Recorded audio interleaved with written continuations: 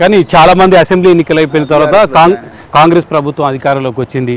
ఎవరైనా ప్రభుత్వం ఎవరైతే నడుపుతున్నారో ఆ పార్టీలో చేరాలనుకుంటున్నారో, మీరు సడన్గా లేదా ఆశ్చర్యపరిచే విధంగా ప్రతిపక్షంలో చేరారు. దీన్ని ఎట్లా చూడాలి?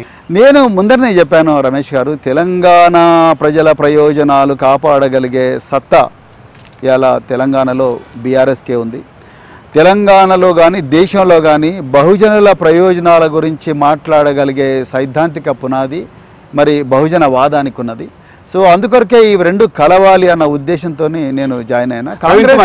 కాంగ్రెస్ పార్టీలో ఎందుకు జాయిన్ కాలేదంటే, కాంగ్రెస్ పార్టీ మోసపూరితమైన వాగ్దానాలు 6 గ్యారంటీలు, తర్వాత మీకు రైతుల రుణమాఫీ కానీ లేకపోతే రైతు భరోసా కానీ బహుజనుల ప్రయోజనాల కోసం కాంగ్రెస్ పార్టీ గత 50 సంవత్సరాల్లో ఈ దేశంలో చేసింది ఏమీ లేదు. నిజంగా కాంగ్రెస్ పార్టీ ఈ దేశంలో బహుజనుల కోసం ఏమన్నా చేసి ఉంటుంటే ఈరోజు ఈ పార్టీలను వచ్చి ఉండేవి కాదు.